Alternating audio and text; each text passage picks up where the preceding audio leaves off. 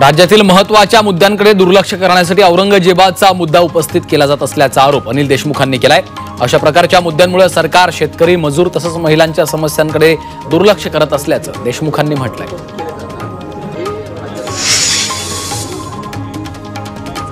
रोहित पवारांनी मंत्र्यांच्या विकेटवरून गौप्यस्फोट केलाय। सुप्रियाताई नक्की कुणाबद्दल बोलल्या मला माहित नाहीत, मात्र माझ्याकडे जे पुरावे आहेत ते जर मी दिले तर 4 मंत्र्यांची विकेट जाईल असं वक्तव्य त्यांनी केलंय।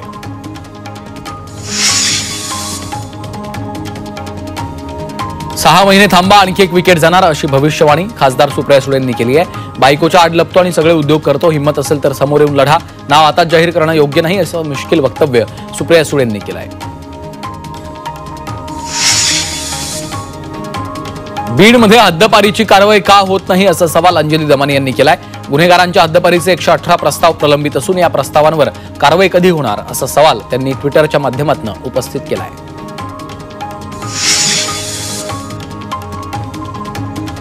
आमदार जयकुमार गोरेंनी विधानसभेत खोटी माहिती देऊन सभागृहाची दिशाभूल केली, त्यामुळे आमदार रोहित पवारांनी त्यांच्या विरोधात हक्कभंग प्रस्ताव आणलाय। विधानसभा अध्यक्ष राहुल नार्वेकरांकडे तसंच विधानसभा सचिव जितेंद्र भोळे यांच्याकडे रोहित पवारांनी हा प्रस्ताव सादर केला आहे। पणन व राजशिष्टाचार मंत्री जयकुमार रावल यांच्यावर माजी आमदार अनिल गोटे यांनी पुन्हा एकदा गंभीर आरोप केलाय। जयकुमार रावल यांनी शासनाचे 2,65,00,000 रुपये हडपल्याचा आरोप गोटेंनी केलाय। धरण क्षेत्रात स्वमालकीची जमीन जात नसताना देखील रावल यांनी पैसे हडपलेले आहेत असा आरोप गोटेंनी केलाय।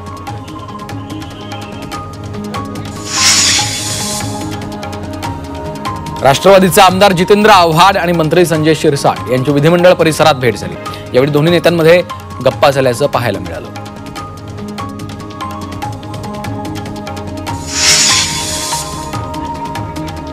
नव्यानं पक्षात आलेल्यांना संधी देण्यासाठी भाजप नवा पॅटर्न तयार केलाय।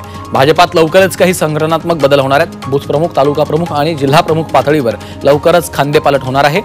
जुन्या पदाधिकाऱ्यांच्या सोबत आयारामांना देखील महत्त्वाची पदं मिळणार आहेत।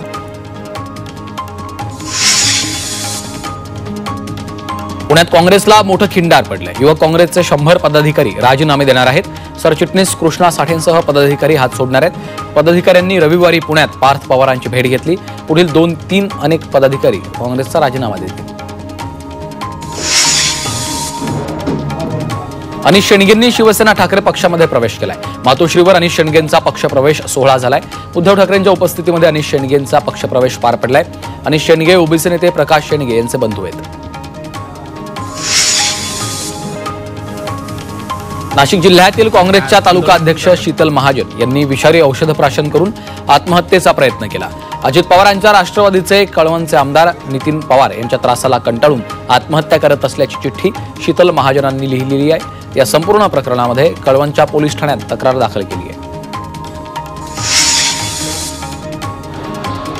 राज्यात नवीन वाळू धोरण येत असल्याची माहिती चंद्रशेखर बावनकुळेंनी दिली आहे। विधान परिषदेत बोलताना त्यांनी ही माहिती दिली।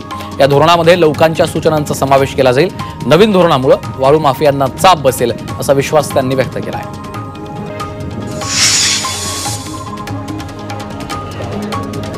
शेतकरी प्रश्नावरून अंबादास दानवेंनी राज्य सरकारवर निशाणा साधला। शेतकऱ्यांची फसवणूक केली जात असल्याचा आरोप त्यांनी केलाय। कापसाला योग्य भाव नाही, जी परिस्थिती सोयाबीनची आहे तशीच इतर पिकांची असल्याचं दानवेंनी म्हटलंय।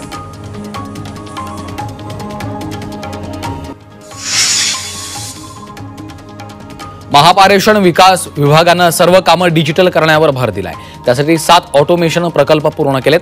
महापारेषण विभागानं ERP आणि माहिती तंत्रज्ञान यांच्या संयुक्त प्रयत्नातून ही कामगिरी केलेली आहे। गव्हर्नन्समुळे महापारेषणची कामं वेगानं होण्यास मदत होणार आहे। राज्याच्या शालेय शिक्षण विभागानं 100 शाळांना भेटी हा उपक्रम जाहीर केला।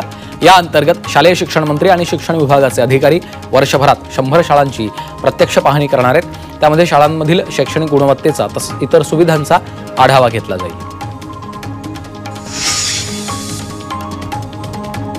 देशातील साखर कारखान्यांकडे 15,504 कोटींची देणी थकीत आहेत। ऊस उत्पादक शेतकऱ्यांचे मागील 4 हंगामातली बिलं थकवण्यात आली आहेत। यामध्ये उत्तर प्रदेश राज्य आघाडीवर आहे।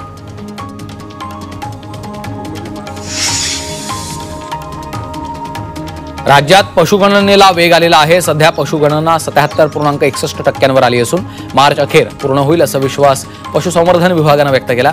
आतापर्यंत 51,768 गावांमध्ये पशुगणना पूर्ण झाली आहे.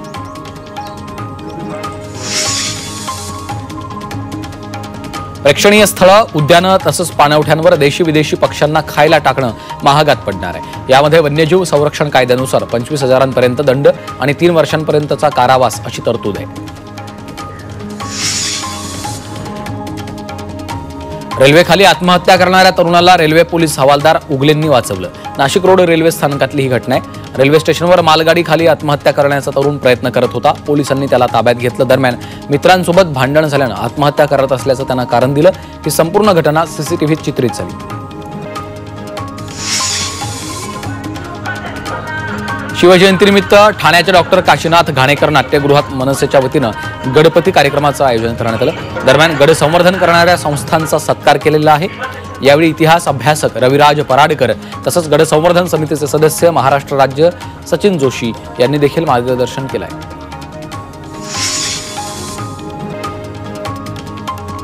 शिवरायांच्या 12 किल्ल्यांचा जागतिक वारसा स्थळात समावेश करण्यासाठी सरकार प्रयत्नशील आहे असं मुख्यमंत्री देवेंद्र फडणवीसांनी म्हटलंय. युनेस्कोकडनं मान्यता मिळावी यासाठी प्रयत्न सुरू आहेत. पंतप्रधान मोदींनी या संदर्भात नामांकन केलंय असं देखील फडणवीस यांनी म्हटलंय.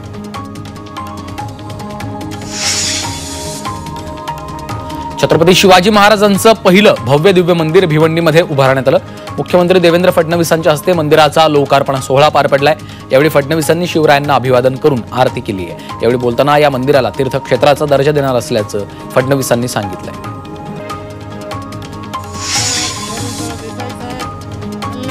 मुंबईच्या आंतरराष्ट्रीय विमानतळाजवळील पश्चिम द्रुतगती महामार्गावर आज शिवसेना ठाकरे पक्षाच्या भारतीय कामगार सेनेच्या माध्यमातून शिवजन्मोत्सव साजरा केलाय. यावेळी शिवसेना पक्षप्रमुख उद्धव ठाकरेंनी छत्रपती शिवाजी महाराजांच्या पूर्णाकृती पुतळ्याला अभिवादन केलं. यावेळी मोठ्या संख्येनं शिवसैनिक उपस्थित होते.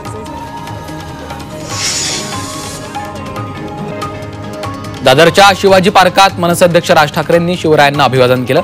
यावेळी राज ठाकरे यांनी छत्रपती शिवाजी महाराजांच्या पुतळ्याला फुलं अर्पण केली आहेत.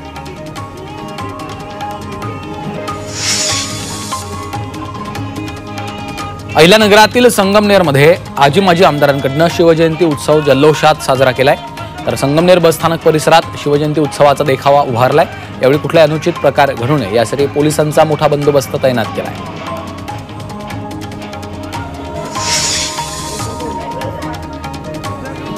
भंडारा जिल्ह्यातील काही गावात पाणी टंचाई निर्माण झाली आहे. महिलांना पाण्यासाठी दूरपर्यंत पायपीट करावी लागते. जिल्हा प्रशासनानं लक्ष घालून पाणी प्रश्न सोडवावा अशी मागणी आता नागरिक करतायत.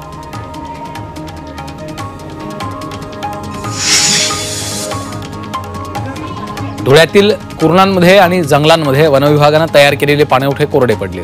तरीही वनविभागाचं याकडे दुर्लक्ष होत असल्याचं दिसून आलंय. त्यामुळे हे तलाव पाण्यानं तत्काळ भरण्याचे आदेश वनविभागानं काढावेत अशी मागणी वन्यप्रेमींनी केली आहे.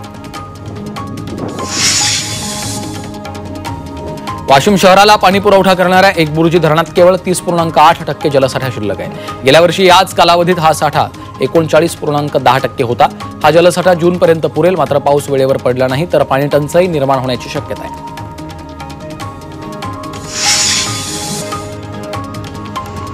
अहिल्यानगर महापालिकेची पाईपलाईन फुटली आहे. शहराला पाणी पुरवठा करणारी पाईपलाईन फुटलेली आहे. त्यामुळे लाखो लिटर पाणी वाया गेलं. तर परिसरातील दुकानं, शेती तसंच पेट्रोल पंपात पाणी शिरलं.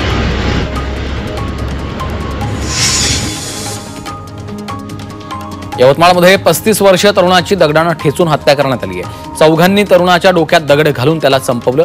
अनैतिक संबंधांच्या संशयातनं हत्या झाल्याची माहिती आहे. या प्रकरणी पोलिसांनी दोघांना ताब्यात घेतलंय.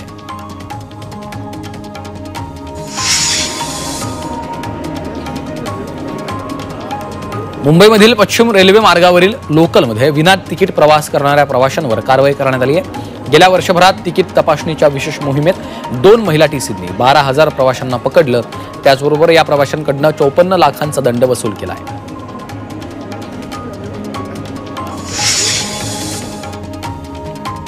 नाशिकमध्ये दहशतीसाठी अवैधरित्या शस्त्र बाळगणाऱ्यांवर कारवाई करण्यात आली आहे. गुन्हे शाखा युनिट 2 संशयितांना अटक केली. यावेळी संशयितांकडून कोयता, तलवार, चॉपर अशी घातक शस्त्र जप्त केली आहेत.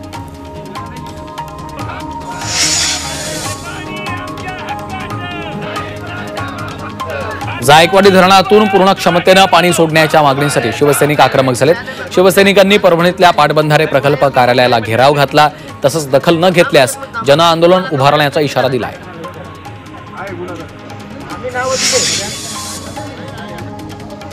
नवीन शिक्षक संच धोरणाविरोधात राज्यभरातील शिक्षक संघटना आता आक्रमक होत रस्त्यावर उतरायला सुरुवात झाली आहे. महाराष्ट्र राज्य प्राथमिक शिक्षक समितीनं जिल्हाधिकाऱ्यांच्या कार्यालयासमोर धरणे आंदोलन केलंय. शासनानं आणलेली नवीन शिक्षक संच धोरण ग्रामीण गोरगरीब मुलांच्या शिक्षण हक्कांवर गदा आणणारं असून या धोरणाच्या माध्यमातून ग्रामीण भागातल्या शाळा बंद करून शिक्षणाचं खासगीकरण करण्याचा हा डाव आहे असा आरोप केला.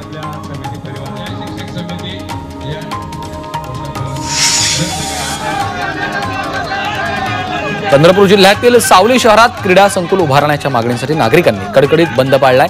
या संकुलासाठी 16 कोटींची तरतूद शासनानं केली आहे. मात्र एकाच जागेवर शासनाच्या विविध विभागांचे दावे असल्यानं 16 कोटी परत जाण्याची शक्यता आहे. त्यामुळे तीव्र आंदोलनाचा इशारा स्थानिकांनी दिला.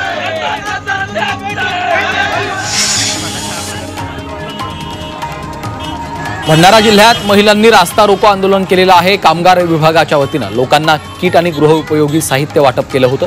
मात्र अचानक किट वाटप कार्यक्रम बंद करण्यात आला. महिला रात्रीपासूनच किट घेण्यासाठी रांगेत उभ्या होत्या. मात्र किट वाटप बंद झाल्यामुळे महिला आक्रमक होऊन आंदोलन केलं.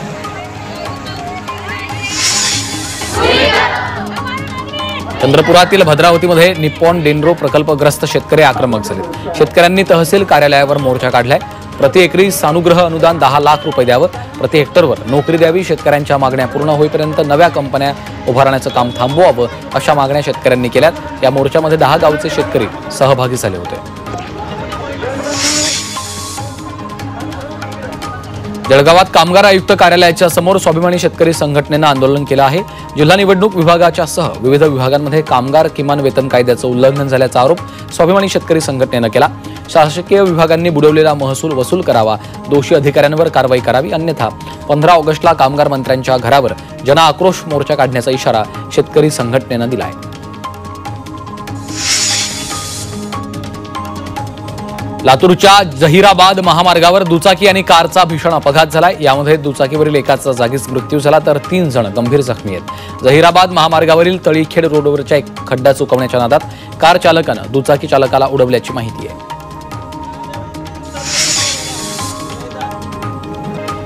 नाशिकच्या सटाणा तालुक्यात सावकाराच्या जाचाला कंटाळून एका तरुणानं आत्महत्या केली आहे. तरुणाच्या आत्महत्येप्रकरणी 12 जणांविरोधात गुन्हा दाखल केलाय तर 8 जणांना पोलिसांनी अटक केली आहे.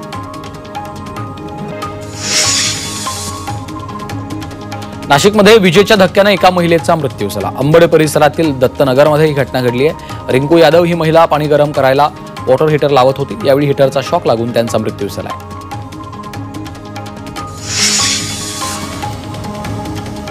पुण्यात पीएमपीएमएलच्या बसला भीषण आग लागली आहे. आगीत संपूर्ण बस जळून खाक झाली.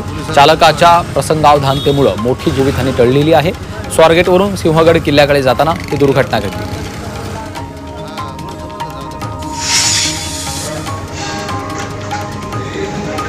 मुंबईच्या प्रभादेवी रेल्वे स्थानकाजवळ झालेल्या अपघाताची दखल विधिमंडळानं घेतली. 13 मार्चला झालेल्या अपघातामधील मृतांच्या कुटुंबियांना आर्थिक मदत द्यावी अशी मागणी शिवसेना ठाकरे पक्षाचे आमदार अजय चौधरी यांनी केली आहे. तर मृतांच्या पत्नीस एसटी महामंडळामध्ये नोकरी द्यावी अशी मागणी देखील त्यांनी केली आहे.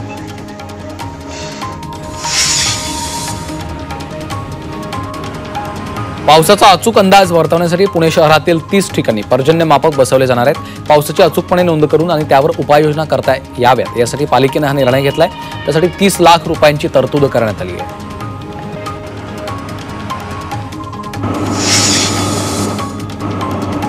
भंडारा जिल्ह्यात हलक्या आणि मध्यम स्वरूपाच्या पावसाची शक्यता वर्तवण्यात आली आहे. पुढील 3 दिवसात पावसाची शक्यता हवामान विभागानं वर्तवली.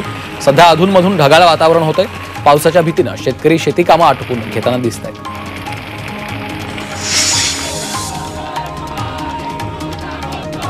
औरंगजेबाची कबर हटवण्याकरता विश्व हिंदू परिषद कार्यकर्त्यांनी ठाण्यातील जिल्हाधिकारी कार्यालयाच्या बाहेर आंदोलन केलं आहे. काँग्रेसच्या काळात त्यांनी अनेक मान्य नसलेल्या ठिकाणी संरक्षण दिलं. मात्र हे सरकार हिंदुत्ववादी आहे, ते योग्य निर्णय घेतील. कबर हटवली नाही तर आंदोलन आणखी तीव्र करण्याचा इशारा देखील त्यांनी दिला.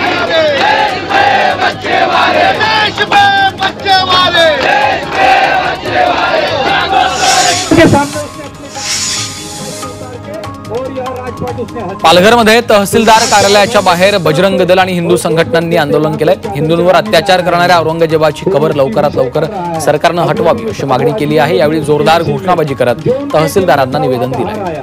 आपको सबको पता है। कौन करेगा? औरंगजेबाची कबर हटवावी या मागणीसाठी हिंदू संघटना आणि बजरंग दल आक्रमक झालाय। नाशिकमध्ये बजरंग दलाच्या वतीनं आंदोलन करण्यात आलं। दरम्यान जिल्हाधिकाऱ्यांच्या कार्यालयाच्या समोर जोरदार निदर्शनं करत जोरदार घोषणाबाजी करण्यात आली आहे।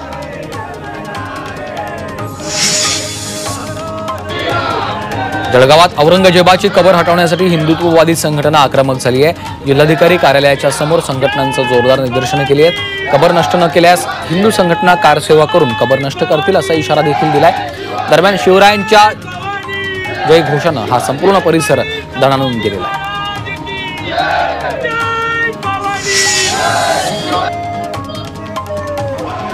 औरंगजेबाची कबर हटवा अशी मागणी करत गोंदियामध्ये हिंदुत्ववादी संघटनेनं आंदोलन केलंय।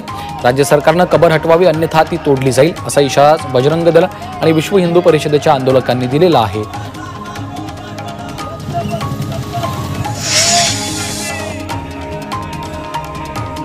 धुळ्यामध्ये विश्व हिंदू परिषदेकडनं जिल्हाधिकारी कार्यालयावर निषेध आंदोलन करण्यात आलं। औरंगजेबाची कबर तोडण्यात यावी या मागणीसाठी आंदोलन केलं। यावेळी भाजपच्या कार्यकर्त्यांनी जोरदार घोषणाबाजी केली।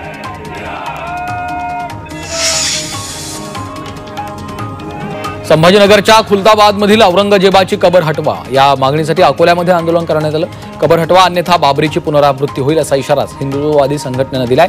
विश्व हिंदू परिषद, राष्ट्रीय स्वयंसेवक संघ आणि बजरंग दलाच्या कार्यकर्त्यांनी जिल्हाधिकाऱ्यांच्या कार्यालयासमोर आंदोलन केलेलं आहे। यावेळी औरंगजेबाच्या प्रतिमेला जोडे मारण्यात आले।